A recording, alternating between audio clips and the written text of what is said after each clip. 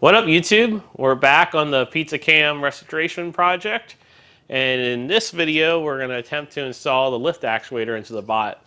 Now, if you were paying attention in previous episodes, I went and I said that I wasn't going to put a lift actuator in because it was kind of pricey for the outcome, for what I would use the bot for. I didn't think it was worth the money, but a fellow member of the fandom gave me a super deal on this Tolomatic lift actuator, and it was such a great deal that even if I had to buy the rebuild kit, it would still be a super deal.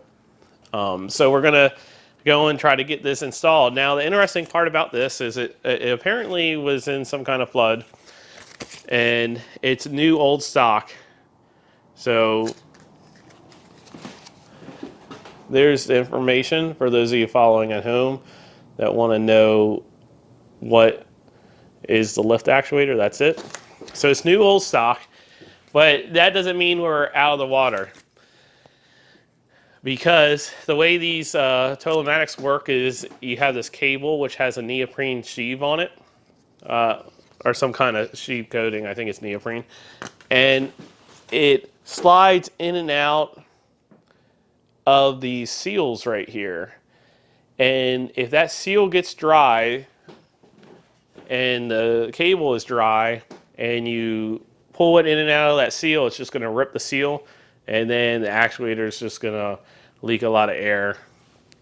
But you see, I'm not using this in a commercial application, so I just need it to be good enough to just work. Since I'm not using it in an everyday application. So when I got this actuator, I specifically have never moved this cable at all, because I knew that if these seals were dry and I moved the cable, it would just rip those seals. So that's something to look, if you somehow acquired a PizzaCam, that's something to think about. So what I'm going to do in this video, the actuator's dirty, so I'm just going to give it a general cleaning. And then I'm going to try to figure out a way to try to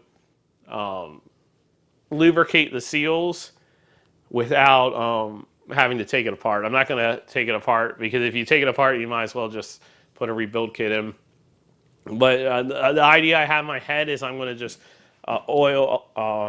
pull pneumatic tube lubricant on top of the seal and see if it'll like seep down in. And then I got to figure out something to coat this cable with. Now, there is some concerning things about this cable. So this cable is kind of nicked up here.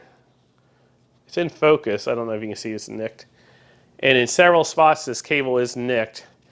Hopefully, though, I don't think that would ever reach the seal. But it is nicked, and then it's nicked right here, too. So hopefully that will never reach the seal. But if the cable is nicked, every time it goes in and out of that seal, it's just going to cut that seal, and then it's just going to cause it to leak. That's why these Tolomatics are very finicky. But if you never abuse them and you keep them lubed and make sure the cable doesn't get nicked, they'll work a long time. So it's going to be an interesting video, seeing if I can get this thing to work. Although I'm feeling pretty confident that this thing is going to work good enough for my application. Okay, I went and I scrubbed it down. Not really thorough, but enough to get all the dirt and stuff off with some super clean. And I let it dry out. So now I'm going to, oh yeah, just a full disclosure, I'm just winging this. So we'll just see how it goes. But I'm just winging this. I'm going to go and pull up some pneumatic tool lubricant up on the seal here and just let it sit overnight. And my theory is that the lubricant will seep down into the seal and wet the seal. The reason I'm choosing pneumatic tool lubricant is because it's extremely thin. I need to somehow get it. Let me get it on the cable here. You see how thin it is? Look at there. So I'm just going to let this sit overnight, and hopefully it'll seep in there, and then we'll turn it upside down and do it on the other side as well. By golly, it worked. or at least the oil went somewhere. I assume the oil did. Has no place to go. Obviously, the oil that was above the divot kind of shifted down, but the oil that was in the cup had no place to go but down. So I think it did go down there. So anyway, I did that 3 times, filled it up 3 times and let it drip down. So now I'm going to spin it upside down and do the other side. Okay, so I went on the Tolomatic website and I was just looking through their documentation, and the numbers, they changed the numbers, the model numbers a lot, so that tag was kind of useless. But just looking through their documentation on their different double acting cable actuators, I found that this port can be one of 2 sizes. One was a 1/2 inch and the other one was bigger. So based off of this, and there was a 30 number that kind of coincided with my model number, and CC30, I think they call it. I don't know. Don't take that as a grain of salt. Basically, I'm assuming that this is 1/2 inch MPT. So on Amazon, I was able to get 1/2 inch MPT to 1/4 inch OD push elbows that'll work for this. And then Amazon, you can always return anything for free. So that's coming in 2 days. Now I got to figure out how to mount this to the bot. On the bot, which I'm not going to show you, this kind of tucked in the corner here, is threaded holes. So these holes right here go into threaded holes, and based off of this and just my tribal knowledge, I'm assuming that it's 1/4 20. So I'm going to run off to Lowe's and see if I can find the right 1/4 20 bolt. I'm going to have to get one that is 3.5 inches long. So probably like at least 3.5 inches long, 1/4 20, and I'll probably get. Maybe this isn't new old stock like I thought, because there's kind of markings here like it was mounted at one point. I'll probably get a washer and a lock nut too, a washer and a lock washer too. So it'll be the bolt, lock washer, and it'll thread right into the back of the bot. So let's see if I can get that all straightened out. I'm doing that because when I do run it, I mean, the actuator rests on the cable. Oh, I'm dripping oil all over the place. I just filled it up with oil again. So you can't run it like that. So it's a lot easier just to mount it to the bot, and then when I'm trying to run it to see if it's going to work, to do it that way. Okay, I totally dropped the ball when it came to ordering that 1/2 inch MPT fitting. The port is definitely not 1/2 inch, so I don't know what I was thinking when I was looking at those blueprints or what have you. But so since it wasn't 1/2 inch, I only had 2 other options. It was either 3/8 or 1/4, and I had a 3/8 fitting here, so I went and I ordered a 1/4, and sure enough, it's a 1/4. So luckily, I ordered those fittings from Amazon, so I was able to return them and get my money back. But I decided to line up all 4 fittings, and it's funny, in my box I had a 1/2 inch MPT fitting, so I could have rolled that out right away, but I was being an idiot. So I lined them all up just for documentation, just so I could look back on this video. The first one all the way to the left is an 1/8 inch MPT. The second one is a 1/4 inch MPT, which is what the port is. The third one, the brass one, is a 3/8 MPT, and then the one all the way to the right is a 1/2 inch MPT. So it's 1/4 MPT to 1/4 OD hose. Okay, after years of not being on camera, PizzaCam's back on camera. So first thing I'm going to do is I'm going to remove that block of wood that I'm using to keep it up, and then I'm going to go and install the Tolomatic on the frame. That way it is mounted, so it'll be easier to work with. Okay, so I realized that I have a really bad, cable is really badly nicked down here. So I'm going to put it at the bottom because I figured we need the most power to raise it up. So to raise it up is going to pull the plunger down. So this has to be pressurized. So any air leaks down here won't be as bad. That's my theory. We'll see how it works out. So I went to Lowe's. I got 1/4 by 4-inch bolts, which should be it. Unfortunately, though, I got galvanized, and it was galvanized will kind of react with aluminum, but we're not in a really corrosive environment, so I'm not going to worry about it. And the Lowe's inventory was so crazy that I didn't feel like trying to find anything else. And I'm just going to use a single lock washer or split washer because I couldn't find like a fender washer that wasn't really wide.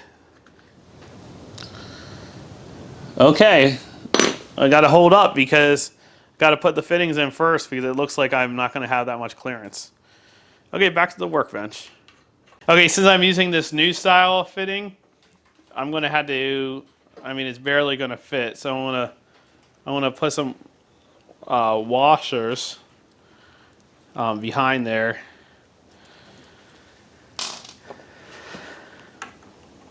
And see how that works, if that works any better.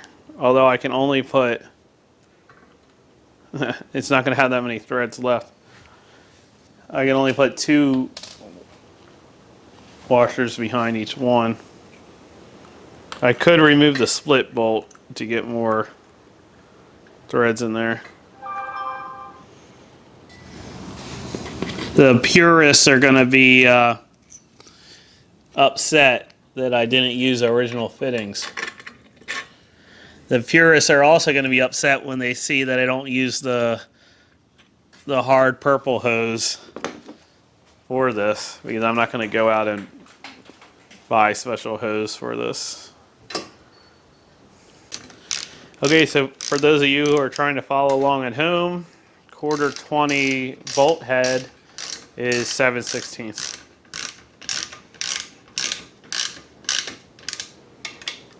Let me make sure I put it, yep, I put it the right side up.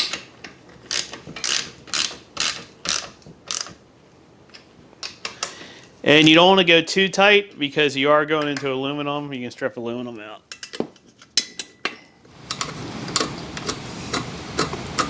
No, I think that one's just stripped out. Yeah, it's stripped out.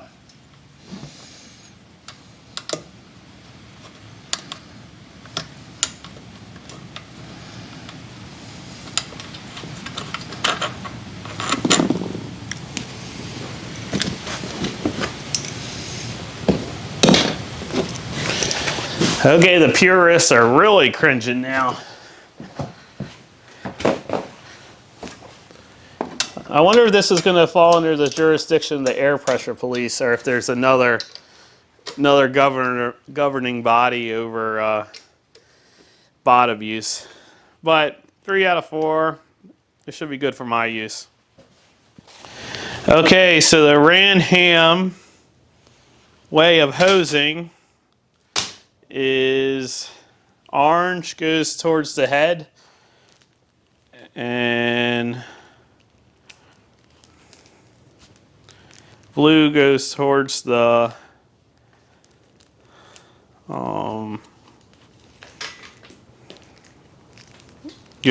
towards the mount.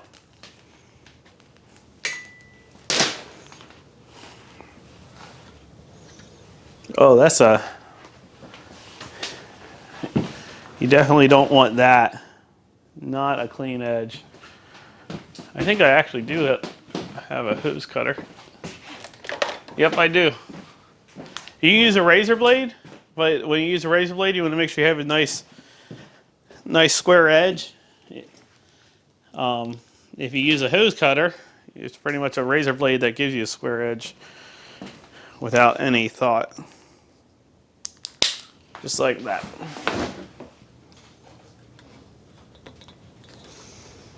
Okay, that's in there. Oh, that's gonna be interesting. Where are we gonna join the hose up at? We're gonna make sure we have enough travel for probably just back here. You see, even that lifts it off the ground. Okay.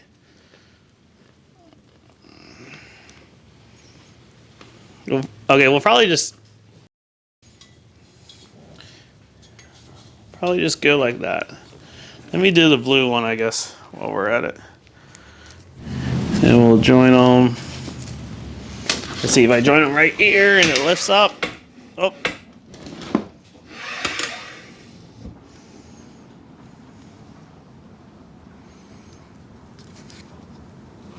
If I join them right here. Okay. So we'll just join them right here.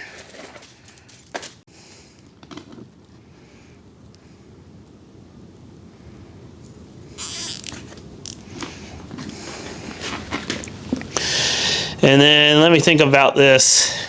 I believe the mouth would be a good example. So mouth is closed.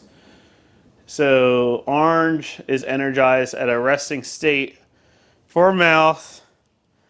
And orange is the bottom. Yeah, so I was right. It's just been a while. The bottom ports on these Mac valves are normally open.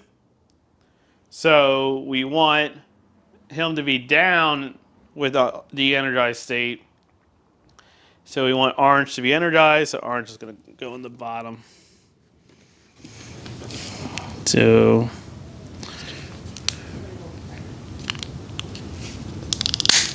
right there.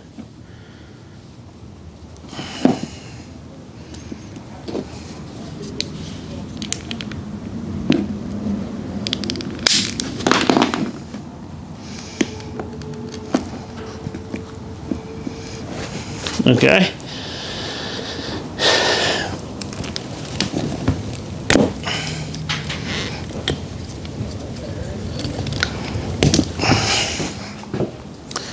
Look what I found. Do you think I should put new hose on it or reuse the hose? Let's see, is the length enough to reuse the hose? Look at that, the length's perfect to reuse the hose. I guess we'll do it. Okay, so I might change this around in the future, but basically,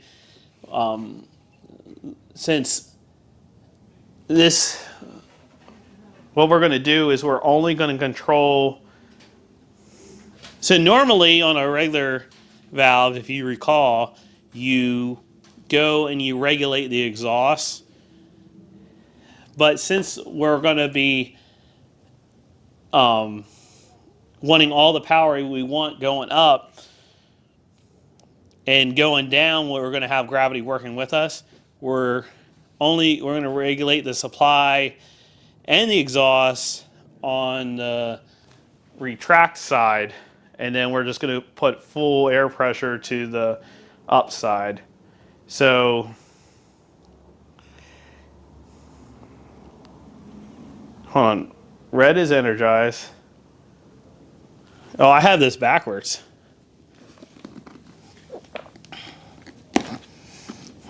I wasn't thinking right because of the fact that it's a Tolomatic. So blue is energized.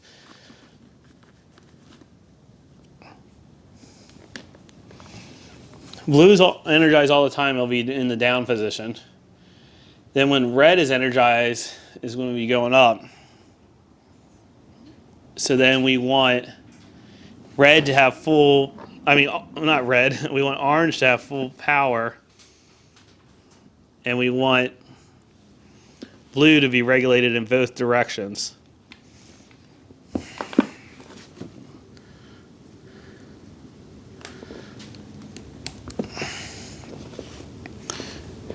And hopefully when we tune it, this might not make sense to you. Maybe I'll draw it out when we tune it, because I might go with a different setup. I'm just assuming how I'm going to want this set up. That I want to regulate both sides of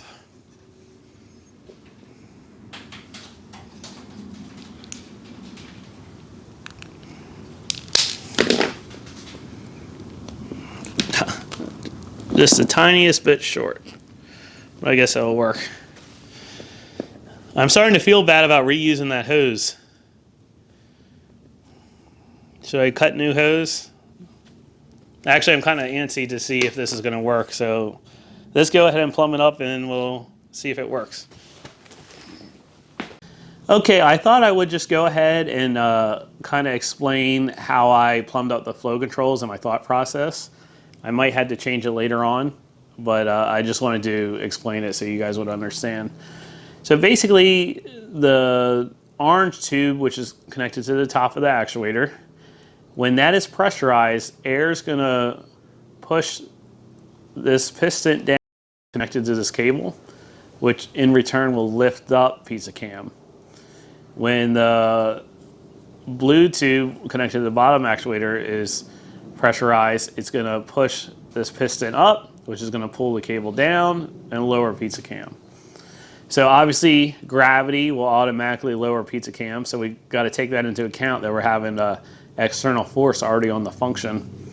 So that's why I decided to put both flow controls on the bottom, because when PizzaCam is going to go up, air pressure is going to go in the orange tube, going to force the piston down, and since we're fighting gravity, we want to make sure we have enough power to lift PizzaCam up, so we want full pressure. But we want to be able to control that function a bit. So the way we do that is as the air moves out of the bottom of the actuator into the blue tube, it's going to push on this check valve, which is going to bypass this flow control, and the air is going to keep on moving. When it hits this check valve, it's going to stop and it's going to be forced through the flow control. And this flow control here will be able to dampen the movement so that PizzaCam doesn't slam when he goes up. So then in reverse, when PizzaCam goes down, the blue tube is going to be pressurized. It's going to hit this check valve, and it's going to go straight through this check valve. And then when it hits this second check valve, it's going to get stopped, and it's going to force it through the regulator. The reason we're going to regulate the blue tube, the pressurized tube on the down movement as well, is because when it's going down, it's going to have the force of gravity working with it. So we don't want full air pressure and the force of gravity going down. If we put this flow control up top, we could do that, but that flow control will be fighting against the pressure on the other side of the actuator and gravity. So that's why instead of doing that, we're going to use the bottom flow control. Now we could still probably add a third flow control on the orange tube as an additional dampener for the down movement, and I might have to do that in the future. But I just wanted to point out why I chose to plumb the flow controls this way. I have no idea how they did it from factory. As you guys can tell already, I'm not really a purist on how they had the show running, because I've noticed some people get all crazy in the details, and they get crazy about details that they didn't really care about when they were building it. They just kind of, some of these things they were just whipping together, to be honest with you. But yeah, I thought I would explain this just so you would get the theory behind the concept. Plus, I know Katie is a big fan of the really technical aspects of the video, so I thought I would include that in this.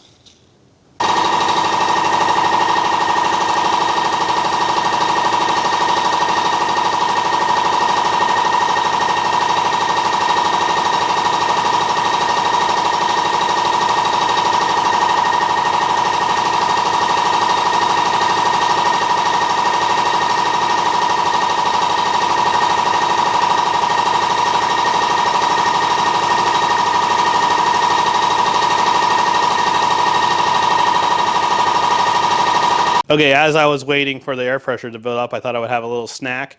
And if you want to snack while you're working on animatronics, I would recommend some applesauce. These bad boys only have 80 calories, so they're not too terribly bad for you.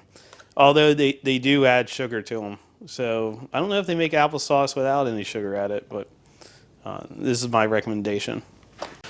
Okay, real quick before we run it, I'm going to just soak this cable thoroughly. I'm going to soak it thoroughly in oil so that, yeah, man, that's really rough, that cable down there. Okay, so I think we're ready. Okay, so you air pressure police out there, I'm running this at 40 psi.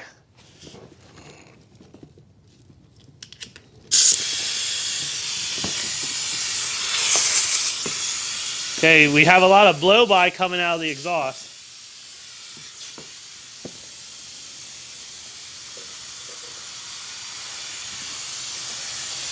And 6.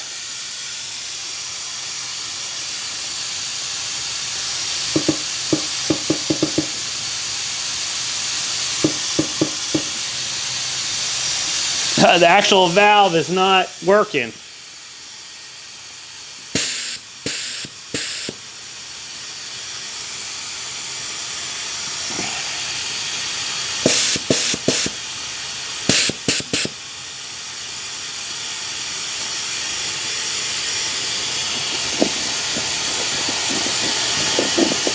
Let me just make sure it's... Yeah, isn't that bad luck?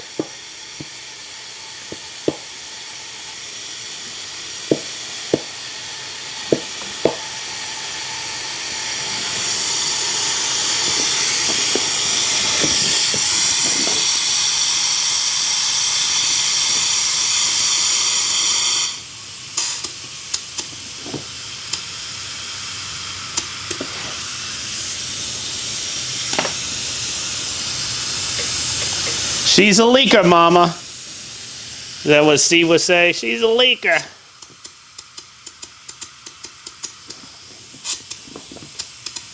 Trying to figure out what's going on. This valve is all messed up.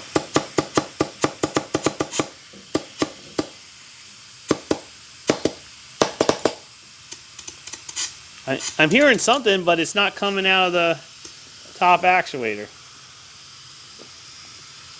Man, I really want to see this work.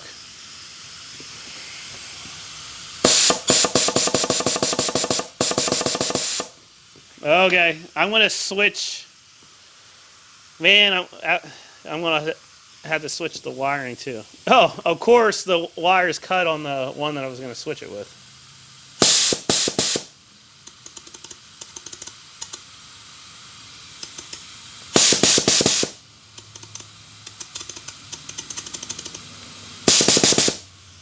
Okay, so valve number 6 is the culprit.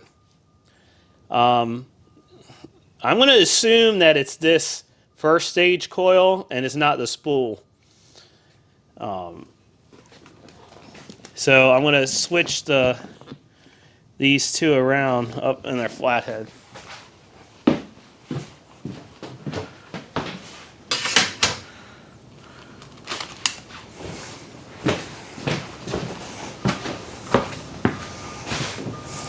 And another thing is I'm assuming that it goes straight in a line that's bit 6 or function 6 is the lift actuator. Maybe I shouldn't assume that. Maybe I should look that up. But I'm pretty sure that's the case because the hands, which was a retrofit, I believe were ran off of the prop actuator. Prop valve bank, sorry.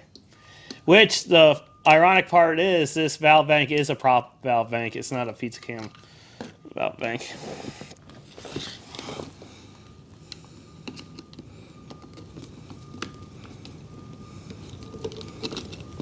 And the actuator is definitely leaking, but hopefully it's good enough to work.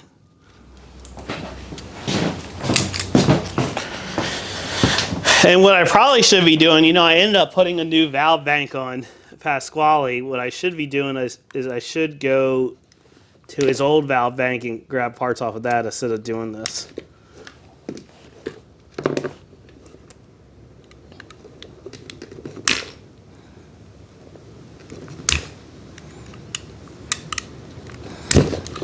Somehow I lost my flush cutters too. I still have a pair that I use for my 3D printer, but the ones for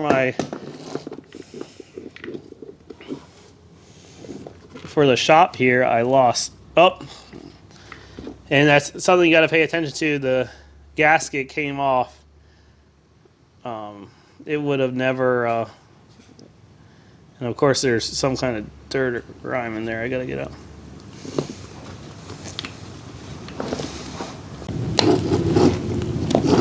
Okay. Do you think it's going to leak? What do you guys think? Place your bets now.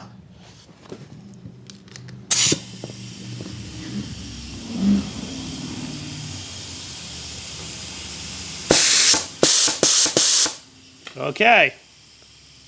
Okay, is this Tolomatic going to work? 3, 2, 1.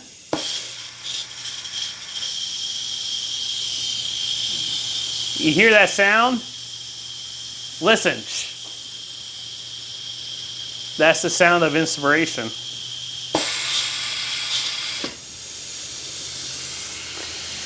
Okay, so it works like that. Now the real question is it going to be enough to lift this actuator up? To my amazement, this piece is threaded. I would have never guessed that in a million years. And to my amazement, the random bolt I was using is the right threads for that. So I have a good bolt to figure out what size bolt I need. So I need to go to the hardware store and get the right size bolt and then mount it in. Okay, for those of you following at home, it's a 3/8 by 16, which is the coarse thread. Oh.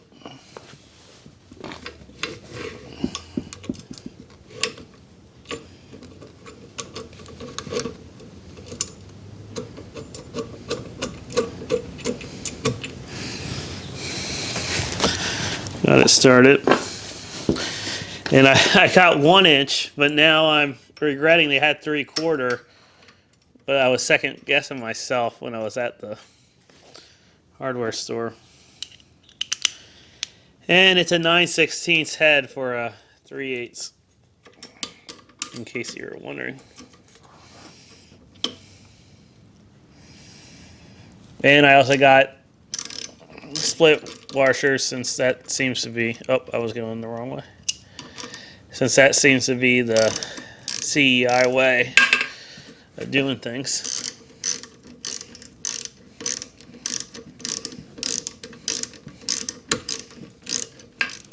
And there we go. Okay, so now we need to check the tension of the cable. Okay, so the Tolomatic came with this yellow tag, and it talks about how it's important to torque the cable to a certain torque because the cable stretch. And I don't have a torque wrench, so I'm not going to worry about that. And I do want to put a little bit of tension on the cable, just enough so that the locking part of these nuts are engaged. The very end here has a spot for a wrench, and then it's 9/16 for the nut.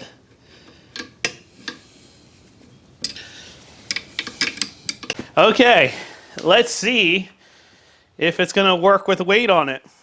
And we're still at 40 psi.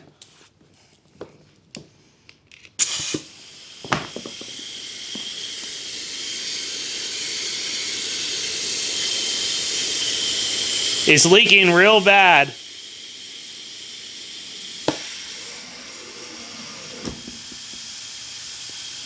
Okay, is it going to slam? Okay, so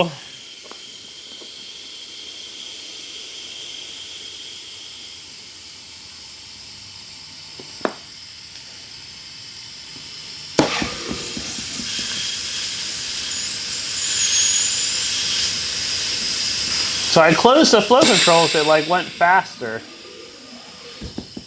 which is kind of weird.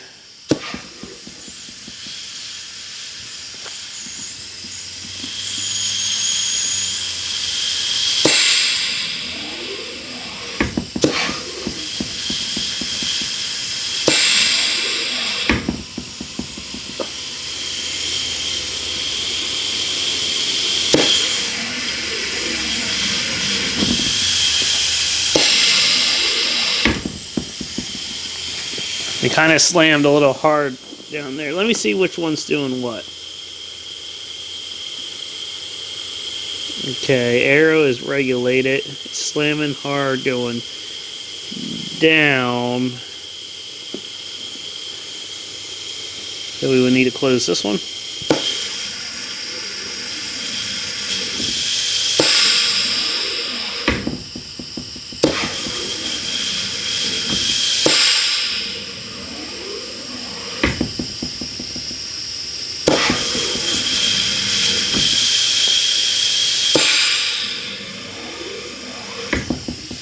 So let's see what happens.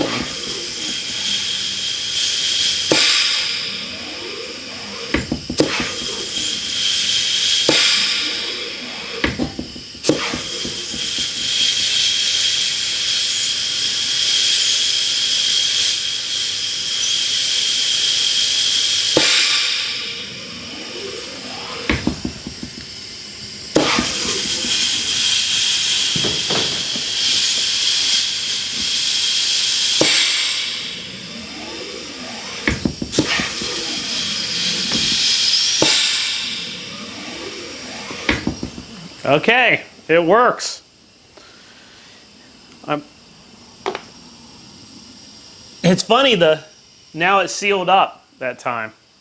So it's very inconsistent, but it's cool. I mean, like I said, I got a killer deal from this actuator. So the fact that I got a killer deal with it and it actually works now. Yeah, words are hard, man. The fact that I got a killer deal with this actuator and I don't need to put a rebuild kit. I mean, it's definitely going to work good enough for my use.